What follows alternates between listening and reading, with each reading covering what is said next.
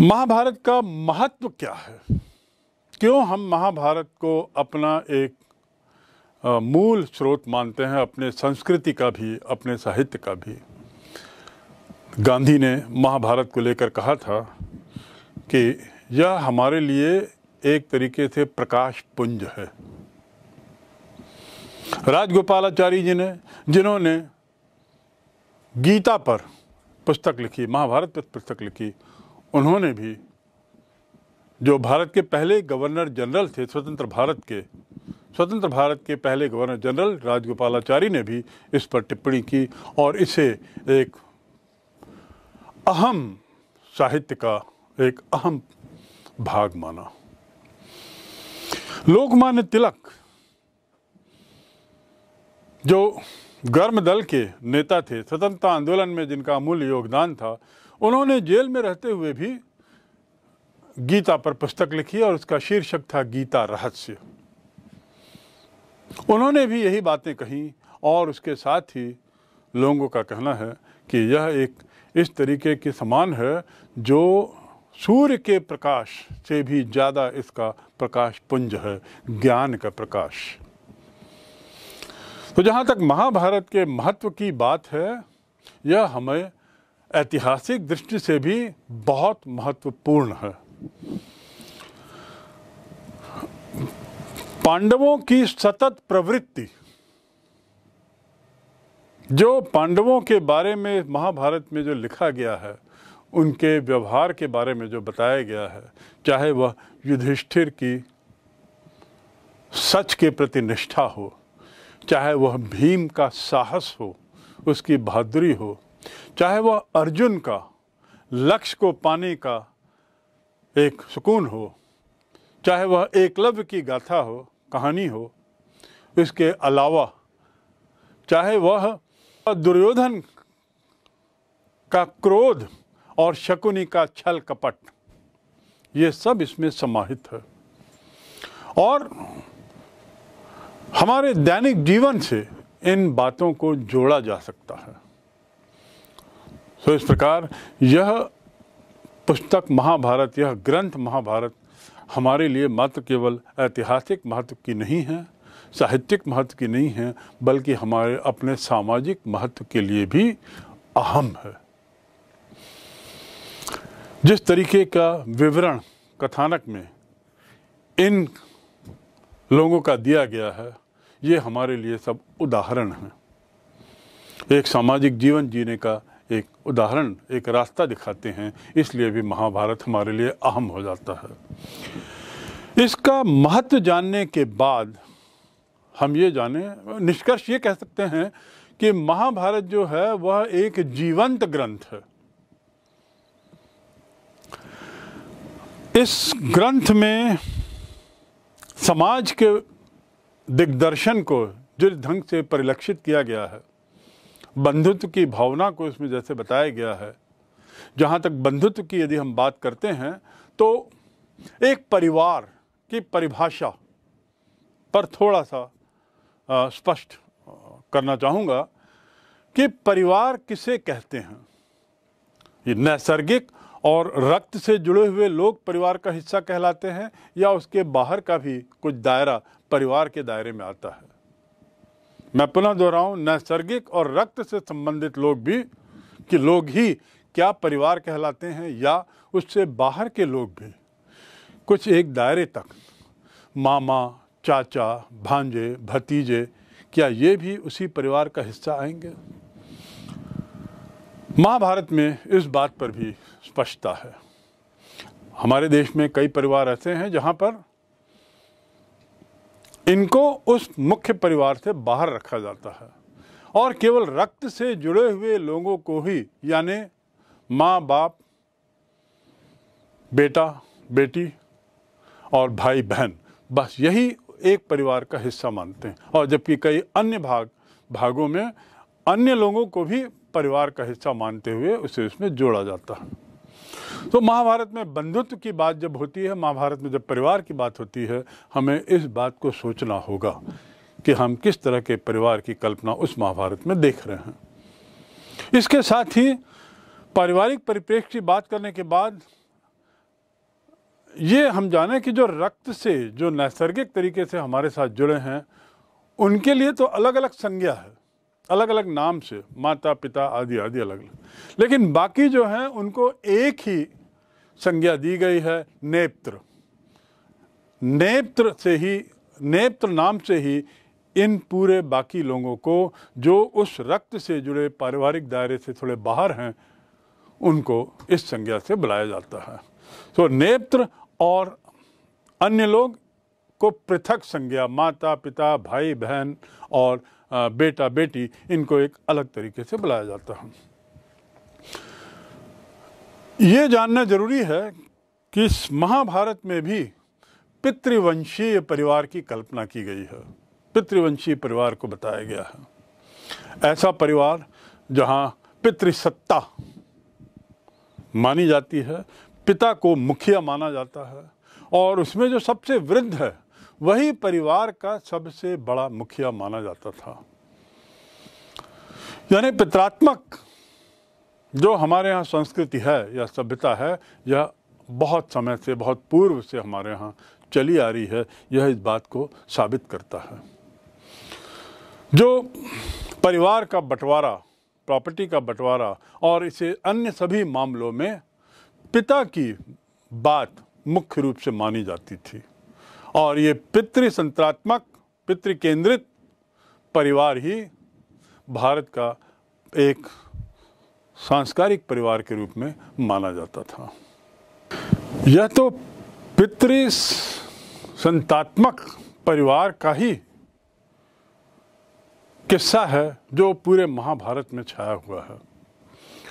पितृसंतात्मक परिवार, पितृसत्ता, यानी जहाँ पे सिंहासन राजा की मृत्यु के बाद उसके ज्येष्ठ पुत्र को जाए, सबसे बड़े पुत्र को ही गद्दी मिलती थी, उसके बाद दूसरों को तो प्रश्न ही नहीं उठता। साथ ही जो अनुष्ठान किए जाते थे, जो पूजा अर्चनाएं की जाती थी, उसमें भी पुत्र प्राप्ति के लिए सारे अनुष्ठान दिए गए थे।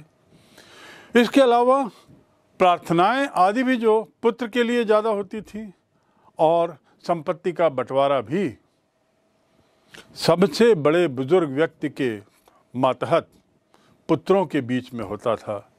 यह इस बात को स्पष्ट करता है, बारंबार स्पष्ट करता है कि हमारा संस्कार, हमारे पुराना संस्कार पितृसत्ता पे विश्वास करता था और करता रहा है। तो ये इच्छा, सिंहासन, संपत्ति का वितरण, संपत्ति का विवरण, ये सब महाभारत की कहानी में स्पष्ट रूप से दिए हुए हैं। विचित्रवीर्य जो हस्तिनापुर का राजा था, जब उसकी मृत्यु हुई तो उसने अपने सबसे बड़े बेटे को गद्दी इसलिए नहीं दी, धृतराष्ट्र को, क्योंकि वो अंधा था। उसने उसके बाद अपने दूसरे पुत्र को वह गद्दी सौंपी, पांडु। लेकिन पांडु की मृत्यु होने पर कौरवों को यह बात रास नहीं आई और उनका मानना था कि इस गद्दी पर हमारा भी अधिकार है। यही झगड़ा तो पूरी महाभारत की कहानी का अंग है। यही संपत्ति का झगड़ा, दोनों ही कुरु वंश के थे, चाहे वो कौरव हों चाहे वो पांडव हों, दोनों ही कुरु वंश के थे। लेकिन झगड़ इस बात पर झगड़ गए कि सत्ता किसके हाथ में और परिवार का अंग कौन।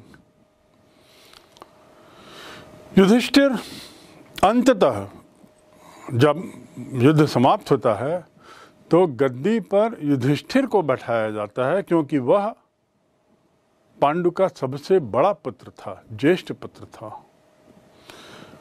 कुल मिलाकर बात यह की जा रही है, यह समझने की कोशिश की जा रही है कि पिता ही परिवार के सर्वे सर्वा और मुखिया होते थे और यह हमारे यहाँ के संस्कारों में, साहित्य में, हमारे यहाँ के ग्रंथों में इस बात को सतत रूप से कहा गया है।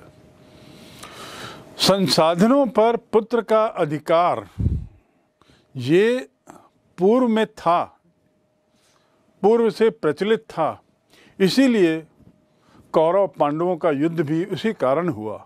लेकिन कौरव पांडवों के बीच इस संपत्ति के अधिकार के लिए जो झगड़ा हुआ, उसने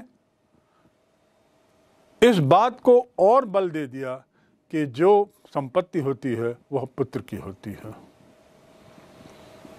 इस बात को और ज़्यादा उसने जोर दे दिया। संसाधनों पर पुत्र के अधिकार का आदर्श पूर्व में भी था, लेकिन इस युद्ध के बाद, महाभारत के युद्ध के बाद, इस बात को और बल मिल गया।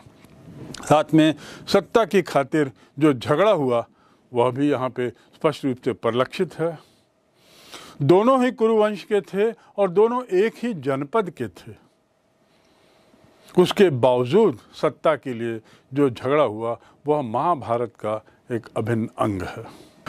महाभारत को इतिहास की दृष्टि से देखने पर, उसके सामाजिक परिप्रेक्ष्य में उसको समझने की कोशिश करने पर, अब हम आते हैं कि आखिर हमको विवाह के बारे में, उस समय के विवाह के बारे में क्या जानकारी है, या उन स्रोतों से हमें क्या जानकारी मिलती है।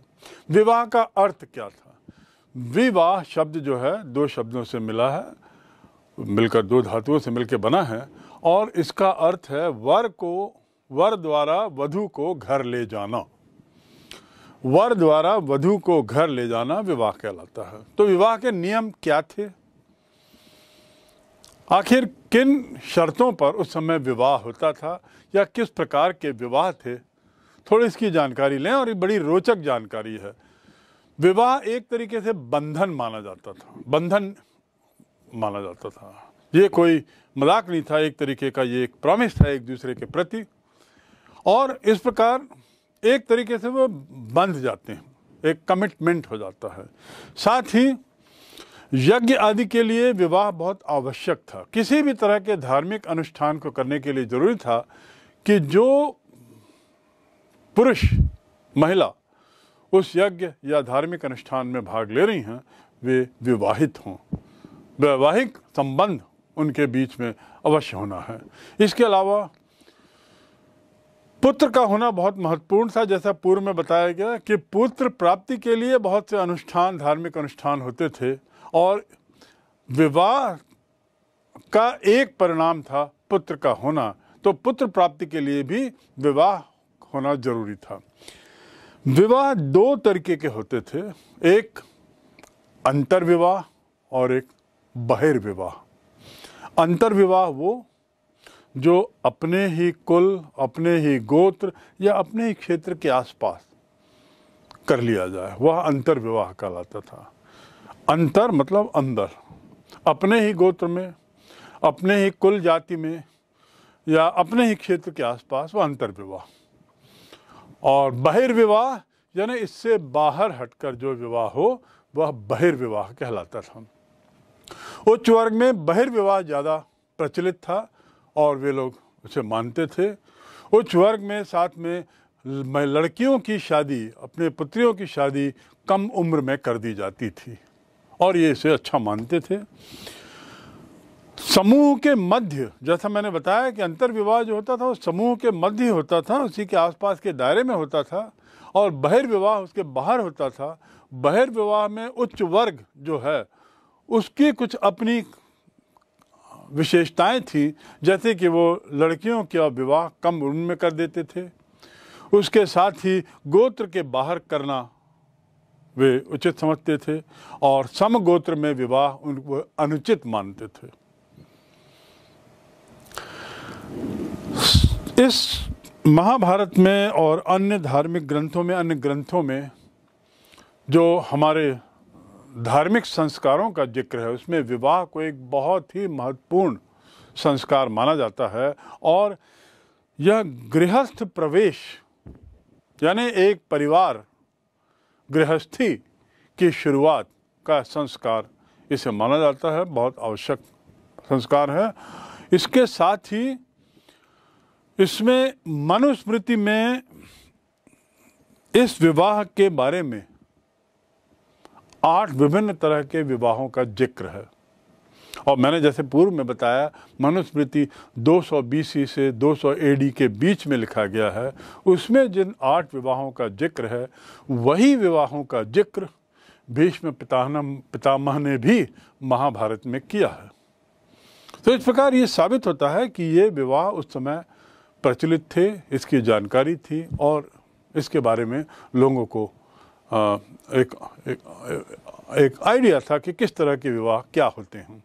चलिए हम एक नज़र डालते हैं उन 8 तरह के विवाहों पर, उनके नाम पर और वो क्या थे। पहला विवाह जो था उसे ब्रह्म विवाह कहते थे। ब्रह्म विवाह यानी वैसा विवाह जो माँ बाप के संरक्षण में हो, वह ब्रह्म विवाह कहलाता था। दूसरा विवाह प्रजापत्य विवाह, जो पुत्र प्राप्ति के लिए होता था। ऐसा विवाह जो बेसिक मूल रूप से पुत्र प्राप्ति के लिए हो, वह प्रजापत्य विवाह कहलाता था। तीसरा विवाह होता था, और इस प्रजापत्य विवाह में वर और वधू को समान अधिकार थे, चाहे वो धार्मिक मामलों में हो, चाहे वो किसी अन्य मामलों में हो, सामाजिक मामलों में, पारिवारिक मामलों में, उसमें वर और वधू को अधिकार समान थे। यह प्रजापत्य विवाह की खासियत थी। तीसरा विवाह है दैव विवाह। दैव विवाह एक ऐसा विवाह जिसमें यज्ञ करने वाले पुरोहित के साथ विवाह किया जाए, उसे दैव विवाह कहते थे। दैव, देवता तुल्य विवाह, यज्ञ करने वाले पुरोहित के साथ विवाह किया जाए तो उसे कहते थे दैव विवाह। और चौथा आर्ष विवाह। आर्ष विवाह यानी जिसमें पिता, वधू का पिता एक जोड़ी बैल और गाय की एवज में अपनी पुत्री को विवाह करवाता है, वह आर्ष विवाह कहलाता था। एक जोड़ी गाय बैल को प्राप्त कर पुत्री का विवाह करना ही आर्ष विवाह कहलाता था। ये हुए पहले 4 तरह के विवाह। अब दूसरे 4 विवाह को देखें तो पांचवा है गंधर्व विवाह। गंधर्व विवाह एक तरीके से प्रेम विवाह है, और प्रेम विवाह के अलावा ये माँ बाप की अनुमति के बिना होता था। ऐसा विवाह जिसमें माँ बाप की अनुमति ना हो, ऐसा प्रेम जिसमें माँ बाप की अनुमति ना हो और वो वैवाहिक जीवन में चला जाए, तो उसे गंधर्व विवाह कहते थे। और मूलतः ऐसे तरह के ज़्यादातर विवाह क्षत्रिय परिवारों में मिलते हैं। इसके उदाहरण, छठवां विवाह कहलाता है असुर विवाह। जैसा शब्द से ही परिलक्षित होता है, असुर विवाह ऐसा जिसमें यथाशक्ति धन लेकर लड़की का पिता अपनी पुत्री का विवाह करता है। पुनः ध्यान से सुने, पिता अपनी पुत्री का विवाह यथाशक्ति धन लेकर करे, ऐसे विवाह को असुर विवाह कहते थे। असुर। उसके बाद 7वां विवाह कहलाता है राक्षस विवाह। राक्षस विवाह वह विवाह जहाँ पर कन्या को बलपूर्वक उठा के ले जाया जाए और उससे बलपूर्वक विवाह किया जाए, वह राक्षस विवाह कहलाता। और अंतिम पिशाच विवाह, जो सबसे निम्न स्तर का विवाह माना जाता है। पिशाच विवाह ऐसा विवाह जिसमें वधू को, जिसमें लड़की को छल कपट के माध्यम से, मादक चीज़ों के माध्यम से उसके साथ संबंध बनाया जाता है और उसके बाद उससे विवाह किया जाता है। इसे कहते हैं पिशाच विवाह। ये सबसे निम्न स्तर का विवाह माना जाता है। तो इस प्रकार ये 8 तरह के जो विवाह मनुस्मृति में भी हैं और महाभारत में भी उल्लिखित हैं, और नाम भी लगभग यही हैं। इसके साथ ही शुरू के जो 4 विवाह हैं वह ज़्यादा प्रचलित थे। बाद के 4 विवाह यानी गंधर्व, असुर, राक्षस और पिशाच विवाह समाज में उतने प्रचलित नहीं थे, और पिशाच विवाह तो बहुत ही हीन दृष्टि से देखा जाता था। तो ये तो हुए 8 प्रकार के विवाहों का जिक्र जो मनुस्मृति और साथ ही महाभारत दोनों में उसका उल्लेख है। इसके अलावा ये जो उल्लेख है, यह 8 प्रकार के विवाह वर और वधू के संबंधों को किस तरह से स्थापित होते थे उसको लेकर ये 8 तरीके बताए गए हैं। अब 4 तरीके से और इसे अलग बांटा जा सकता है। एक है अंतर विवाह, जो गोत्र के अंदर हो, जाति के अंदर हो और साथ ही उसी जगह स्थानीय जगह पर ही हो, उसे कहते थे अंतर विवाह। अंतर विवाह भी काफ़ी प्रचलित था। दूसरा इसके अलावा होता है बहुविवाह, बाह्य विवाह, यानी जो बाहर से हो, जिसमें बाहर की ओर यानी गोत्र के बाहर जाया जाए, जाति के बाहर जाया जाए, स्थान के बाहर जाया जाए। तो इसको लेकर भी विवाह के प्रकार को बांटा गया है, अंतर विवाह और बाह्य विवाह। बाह्य विवाह ज़्यादा प्रचलित थे, लेकिन साथ ही ये तय था कि गोत्र एक अहम भूमिका निभाता था। तीसरे तरह का विवाह था बहुपत्नी, यानी एक व्यक्ति की एक से ज़्यादा पत्नियां हों, जो सामान्यतः आपने सुना होगा क्षत्रिय राजाओं के परिवार में राजकुमार या राजा, इन लोगों की पत्नियां एक से ज़्यादा होती थीं और इसके अनेक उदाहरण हमने समय समय पर पढ़े हैं। उदाहरण के लिए बिंबिसार, जो हर्यक वंश का था, और मगध साम्राज्य, जब मगध साम्राज्य की शुरुआत हुई तो अशोका मौर्य डायनेस्टी के पहले जो वंश आया, नाग वंश के पहले हर्यक वंश, उसका जो संस्थापक था बिंबिसार, वह स्वयं भी उसकी कई पत्नियां थीं। बिंबिसार के अलावा अशोक महान की भी कई पत्नियां थीं। मौर्य शासन में भी यह बहुपत्नी विवाह जारी था।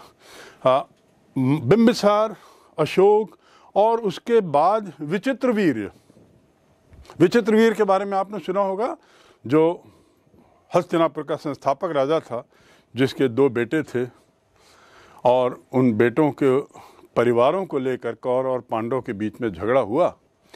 तो विचित्रवीर्य का जो पुत्र था धृतराष्ट्र, जो अंधा था, यही विचित्रवीर्य, इसकी भी 3 पत्नियां थीं, अंबा, अंबे, अंबालिका, जो प्रसिद्ध हैं महाभारत के किस्सों में, अंबा, अंबे, अंबालिका।